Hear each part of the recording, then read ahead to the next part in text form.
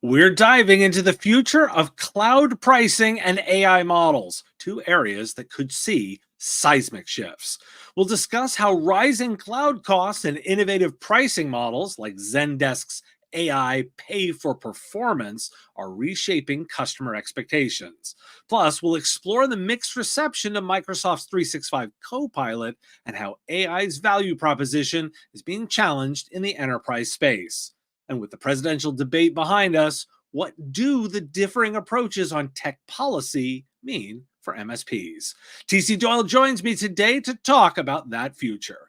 Welcome to the Business of Tech Lounge, the live version of the Business of Tech podcast. It's Wednesday, September 11th, 2024, and I'm Dave Sobel. We'll be taking questions and comments throughout the show, so make sure to put them in chat. If you have a question, we'll happily respond to it. And I want to thank Sales Builder, our Patreon sponsor, whose support makes this show possible. Focus on your IT sales workflow with the power of automation and visit them at salesbuilder.com. That's BUILDR.com. And a reminder, we are watching that chat. We're watching for questions and comments, and we'll take them all throughout the show. So let's talk about pricing pressures, models, and changes. First, cloud costs. Administrators are increasingly questioning the value of cloud services, with over a third of organizations feeling their cloud transition has not delivered promised cost effectiveness, and more than half report rising bills. A report indicates significant price increases for cloud services from major providers like Microsoft Azure, Google, and AWS, outpacing inflation. So I want to talk about how pricing models might change. First, an article from The Information, where Zendesk has introduced a new AI business model where it charges customers only when its AI chatbot successfully resolves customer issues without human intervention, shifting from a usage-based pricing strategy. And second, also from The Information, Microsoft's AI assistant, 365 Copilot, has received a mixed response from customers due to performance issues and high costs, leading many businesses to pause its adoption. While some companies like BlackRock and EY are expanding its use, overall adoption remains low, with only 0.1% to 1% of Microsoft 365 users paying for the feature. So today I'm joined by TC Doyle, who's an accomplished technology and channel expert with over 30 years experience in strategic content creation and market analysis. Most recently, he served as Vice President of Strategic Content at Channelnomics, leading initiatives to build content libraries and provide actionable insights for world-class clients.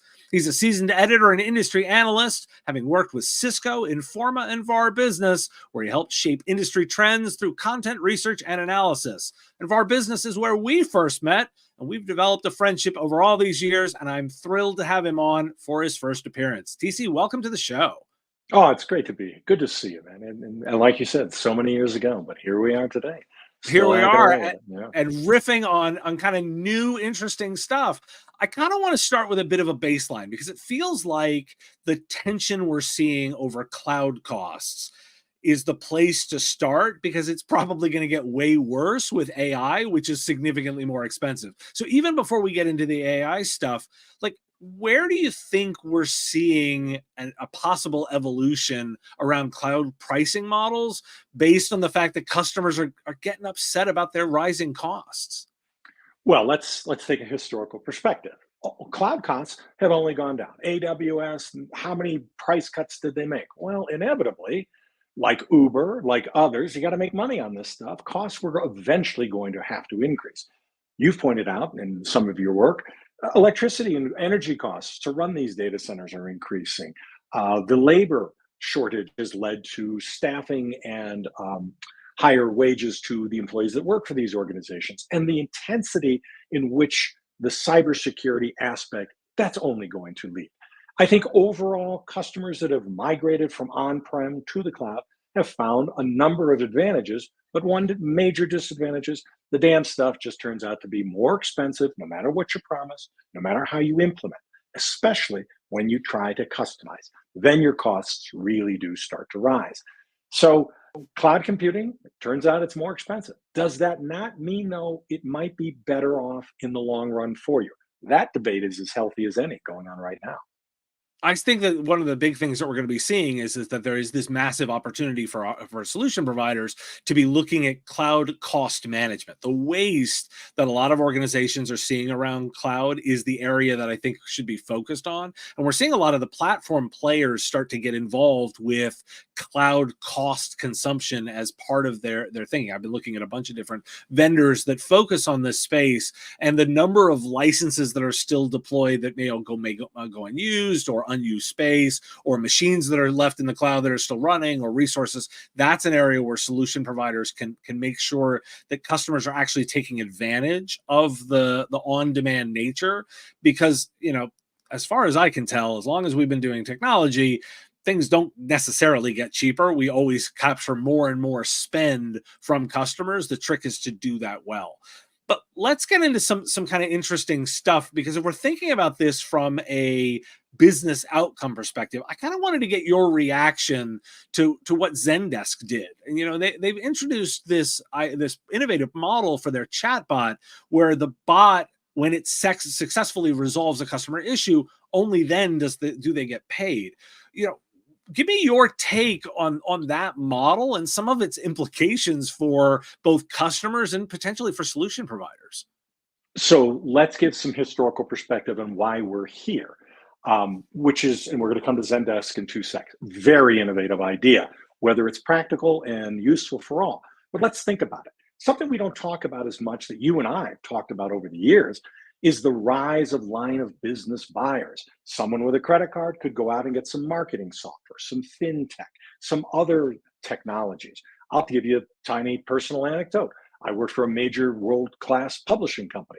We did an inventory. We found out that we were using all kinds of digital services that somebody had bought to help produce our magazine articles or web articles.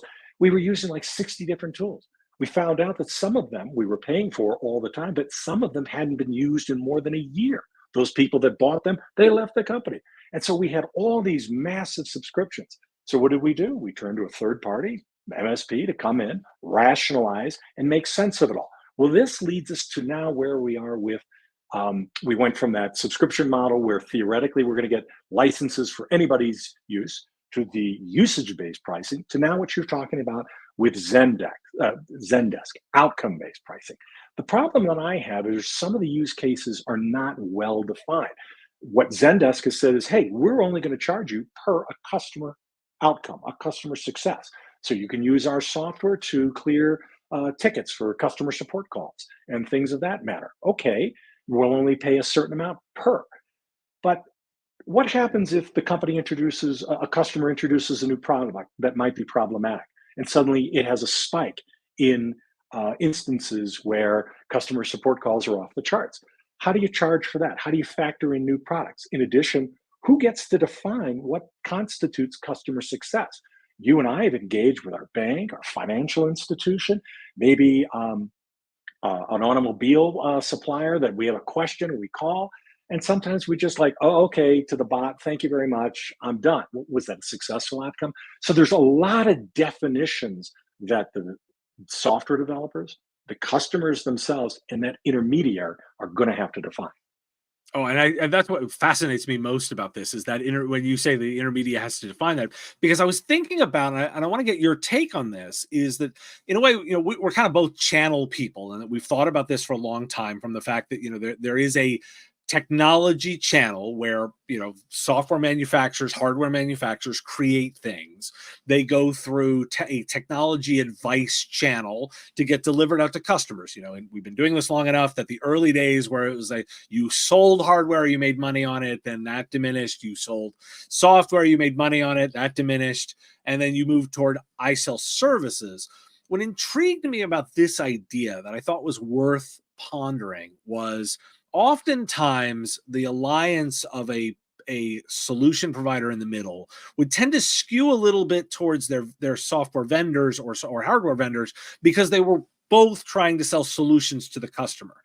In a pure outcome based use of the technology, I wonder how much the alliance of the solution provider will move to the customer, because they need to actually get away from not being paid on failure when it's not something they can control. And let's just use Zendesk as an example, knowing I have not used it hands on, but in a theoretical sense, like you're exactly you say is you think about it from the sense of, hey, I worked with my bank.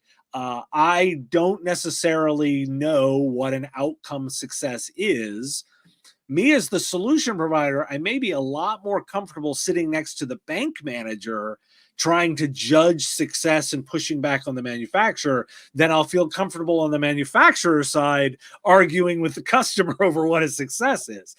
That alliance switch, you know, you also may ultimately be the leading version of trusted advisor in its most extreme take. What was your take and reaction to the way you thought that dynamic might change if we're focused on business outcomes? Oh, I'm excited about your level of interest and excitement too. I can see it in your eyes. You and I have talked about this for years. Most partners that we've worked with, we know them well, we've spoken to them at conference, we've engaged with them for years. They looked upstream to the vendor for sources of revenue, for sources of, rebates, margin, training, other opportunities. But this train heading downstream to customer outcomes, that could be the single biggest transition in the channel in years, especially when you factor in that a lot of partners, and you and I talked off a line about this, they're willing to give up the transaction. Let the customer buy it on a hyperscaler marketplace. Let it go online, and I'll help choose, I'll help advise. But if you believe in the adage that for every dollar of technology that a partner helps influence, they make $4 to $7. If that's the Salesforce model, it's similar with other software vendors, the Microsoft model. They make $4 to $7 on service to the end customers. That whole focus shifts. This could literally be the biggest and most significant change in the channel in decades. Well, that's big, bold statement right here. Is it? But I think the interesting piece is this is incredibly undefined and may or may not be successful for particularly for Zendesk. I love an organization that comes out with some innovative thinking and tries to position differently, but there's a lot of risk here, for in terms of doing it, particularly when I layer on the fact that AI itself is pretty expensive. It's not just throw more cheap hardware at it. The hardware itself is expensive. The infrastructure behind it is expensive. The energy costs are expensive. Like, everything about this doesn't quite fit our normal technology growth pattern of things get cheaper, faster, easier. This one's not actually that. This one is actually more expensive, more difficult in some cases to deploy. The capital investors. Do you have senses of what you think customers are going to feel comfortable with from a pricing perspective? Are they along for the ride, or are they going to be pushing back even more based on the cloud stuff? Well, simply put, the customers do not want risk. They don't want unknowns. And while I say boldly that I think the shift from a partner looking upstream to its vendors for dollars to downstream to trying to make more money from the customers is a significant shift, perhaps the biggest we've seen in the channel in years. The problem is the use cases are ill-defined. The technology is immature. And the payment models and the go-to-market models, they're ill-defined. So what could go wrong there? I think this is going to take some time. I think it's going to have to play out. But to answer your question succinctly, the customers do not want risk. They don't want surprises, which they're getting with cloud computing. The bills are larger than they were led to believe. So the vendors and the partners must work together more tightly to make sure that we can define what a customer outcome is, and that's going to be per customer. That there's just no blanket model you can adapt and develop. So defining what customer outcomes are on a per customer level, that's going to be labor intensive and thought leadership intensive. Defining how the technology will be applied, defining the time horizons, and defining how broadly this goes across a customer's product line and services. So there are so many unknowns to this, to your point. Now, a reminder for listeners, we are going to be taking questions live. Throw them in the chat if you've got something to say. I want to hear it, and I know TC and I will be happy to answer it. But I'll also throw one to you, TC. I think this is actually an interesting point to talk about that adaptability, because Microsoft themselves are, of course, seeing that slower adoption. I was really fascinated to see the information's coverage of the adoption, with only 0.1% to 1% of Microsoft's 365 users paying for the feature. That's a clear indication of slow adoption, right? It's not going gangbusters for them. Now, yes, we've got some large firms that are embracing it, but what do you think that sort of lukewarm response to the AI assistant tells us about pricing and value perceptions around AI? I think what you're finding is a lot of customers look, they want Copilot to help assist them with Office 365. Well, look at the applications that it impacts. One of the ideas is, hey, we can give you this assistance, pay more for it, and we'll help you with Excel and spreadsheets and what have you. Well, okay, but I'm a customer. We have all of our standards. We have all of our templates. Unless AI can adapt and work with what customers already have, whether it's PowerPoint, Word, Excel, how they're implementing Azure, it's a tough sell, especially when you try to then factor in how it works with the channel. Do they offer it as an upsell? Is it just a line card? Is it custom? You and I were talking previously. Is it a customized service, almost a consultative service that its Copilot is sold like that? Or is it a line item on an MSP's line card that is a service they just charge on top of? It can be very difficult for all those things to be determined.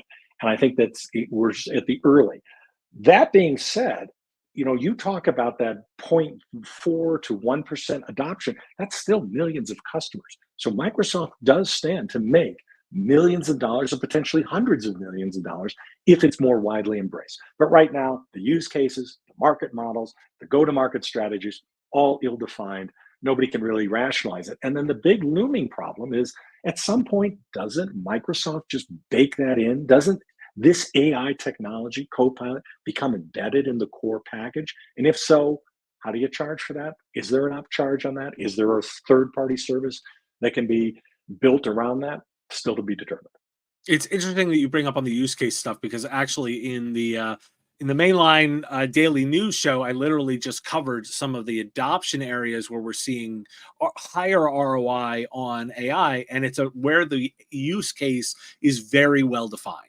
That it seems like the best implementations and the ones that are most successful is where the customer and the solution provider working with them have done a really good job of focusing the use case. We've identified a very particular customer experience piece that we can enhance with AI, a data analysis portion and problem that we can enhance with AI. The more specific you can be about the use case, the better the outcome and the more the ROI is seen there. And I've been covering a lot of different use cases and stories on the show to try and give solution providers some insight into that. TC, this has been super fun to talk about this. Now I'm going to pivot a little bit and remind everyone that as we have this conversation, we would love to hear from you. Make sure to throw those comments and questions into chat and we will address them. Now we're going to venture into potentially difficult space, and I'm going to set some rules up. I want to talk some tech policy. We're just coming off of the presidential debate last night, where the candidates went on a number of different policies, but technology was not one that they went very deep into. I did a recent episode where I actually presented two of the policy platforms, and as a quick reminder, I'm going to run through the two-party policy platforms, and we're going to talk a little bit about the policies and what they mean, and we're going to try and put people aside on this and just talk policy.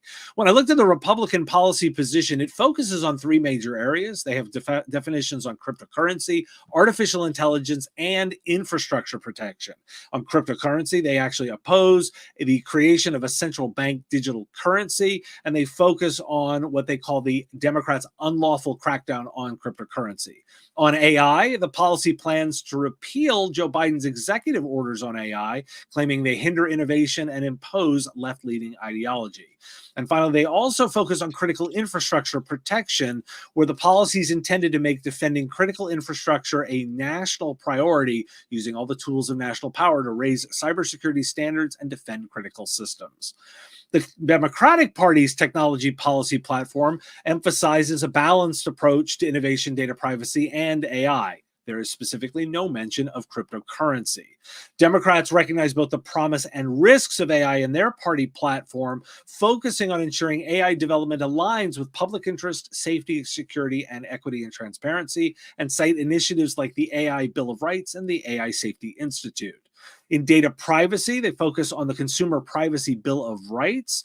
They focus on the idea of promoting competition in the tech industry by supporting legislation that prevents large platforms from stifling competition, and additionally aim to invest in cybersecurity to protect critical infrastructure and collaboration. So let's get into it a little bit. TC, I wanted to get your sense. We're going to sort of start on the deregulation front.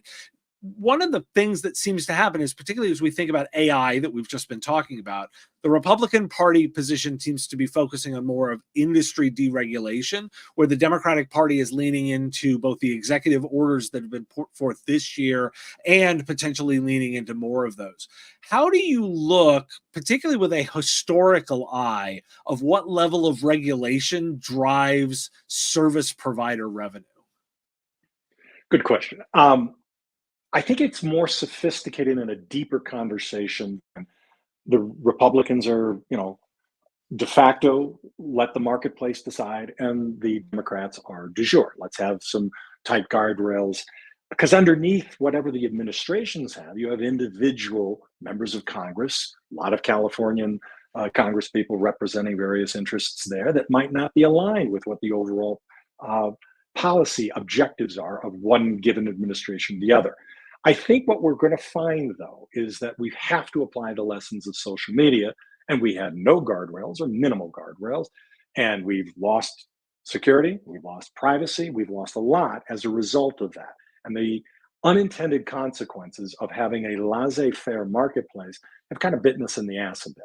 Now, others can say, well, this was the democratization of information, and anybody can say whatever they want. It was the highest expression of the First Amendment ever.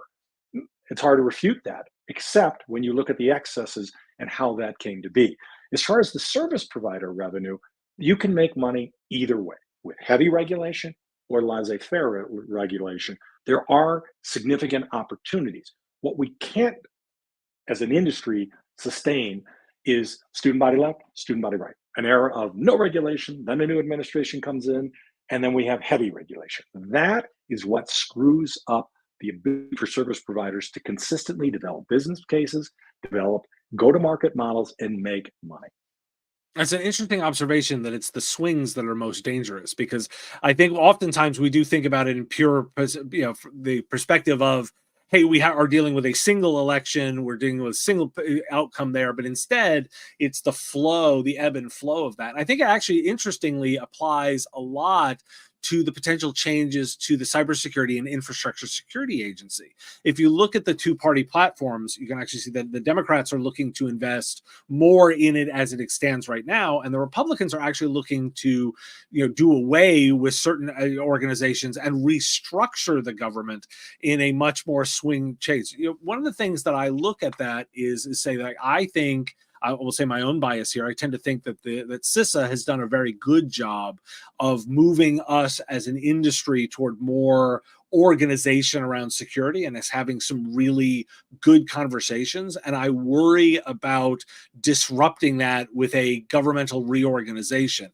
I wanted to get your take, because that's mine on CISA. Have you been tracking, the moves with the Cybersecurity and Infrastructure Security Agency, and have any particular sense of their impact and potential impact? Absolutely. And as you point out, I'll go back to what I was saying. It's the swing. Project 2025.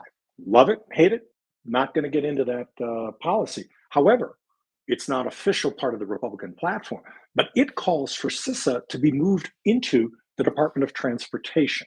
Well, that's a kind of a curious move. And as you point out, it's gained momentum. It's codified some policy. It's attracted some eyeballs. It's got more congressional interest. It's localized and zeroed in on a focus.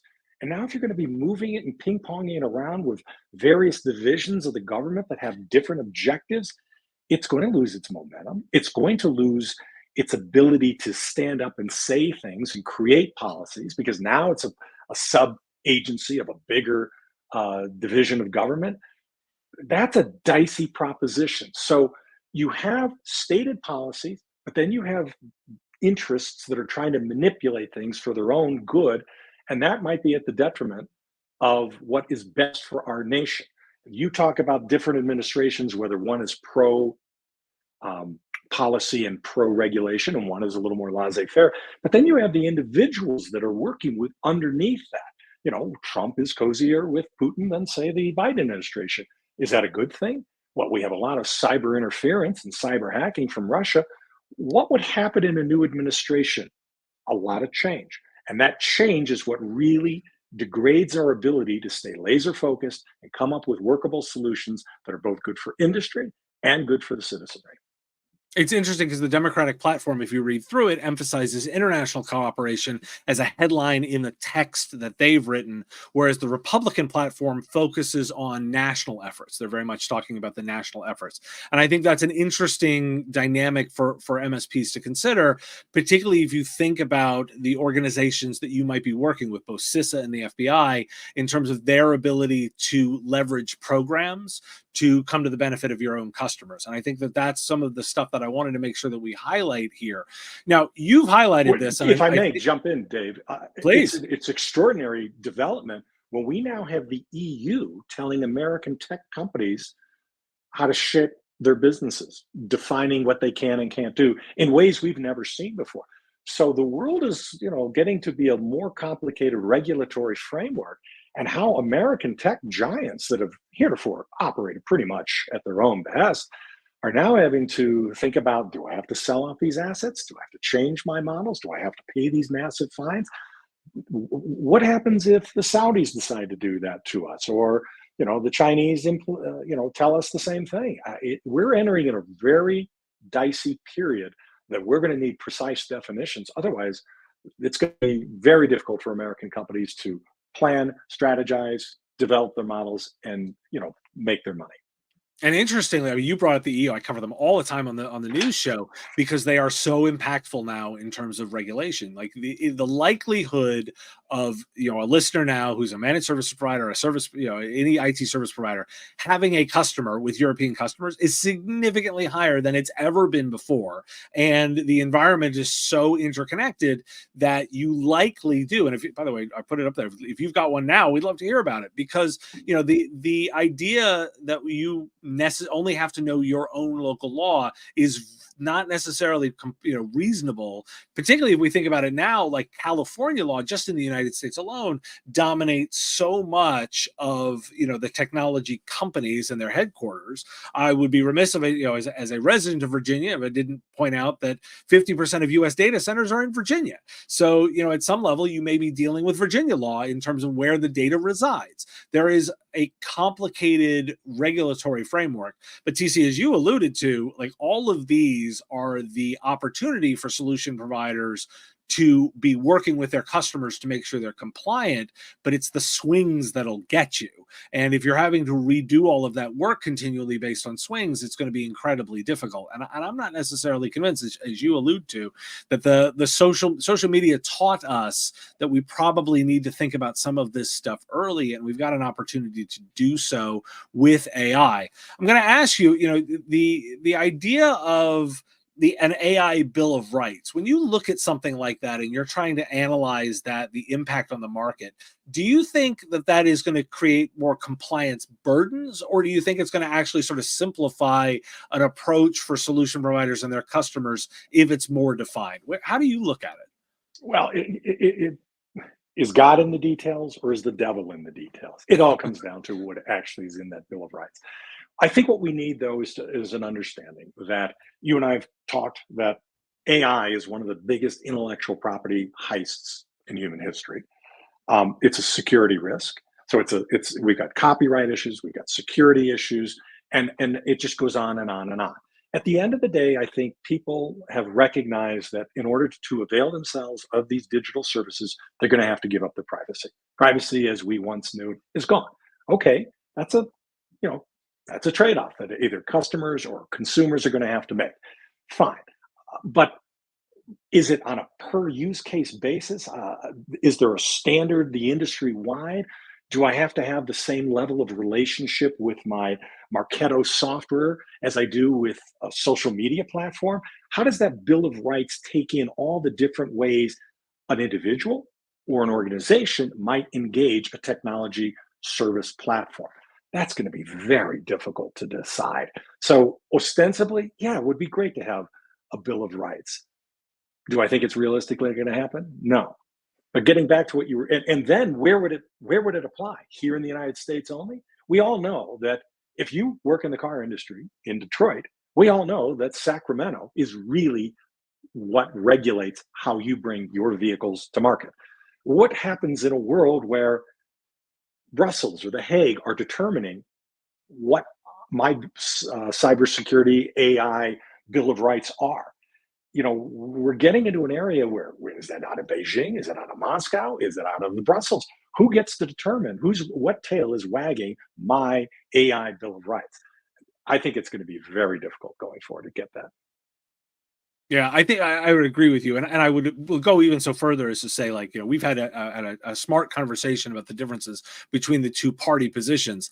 I am under no delusions that those policy positions are even in the top 5 issues for most voters. Probably not even in the top 5 issues for listeners of this show that are directly affected by it. So we're having a conversation that is an interesting intellectual exercise. I think it's much more about what might be on the other side of the election than I necessarily think that this is a top voting issue for users and listeners. But I think it's important for us as technologists to consider both of those outcomes and those the cyclical nature of swings back and forth.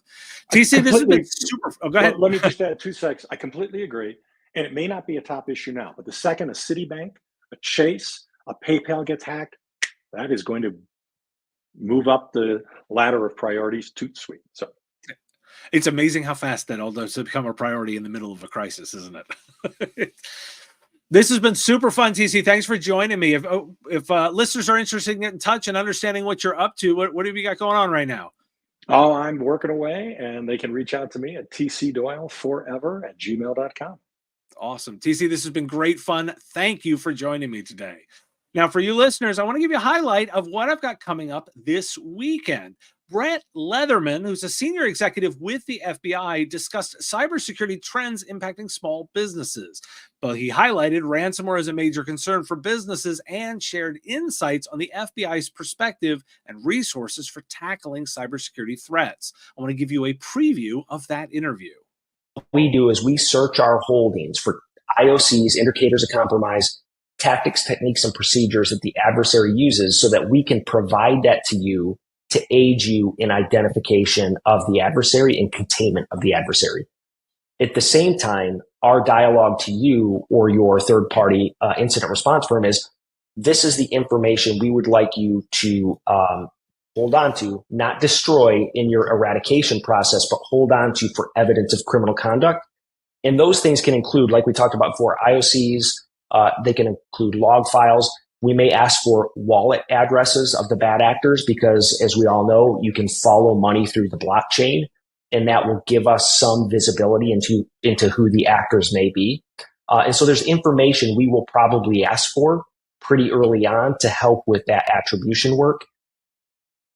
It's a fascinating discussion about real ideas of what the FBI is going to ask you and what they're interested in learning more about. My Patreon supporters already have this interview. If you want to listen now, it'll drop on the weekend on YouTube and the podcast feed. If you're interested, I really do encourage you to listen. Visit patreon.com/MSP Radio if you want to sign up right now and get access.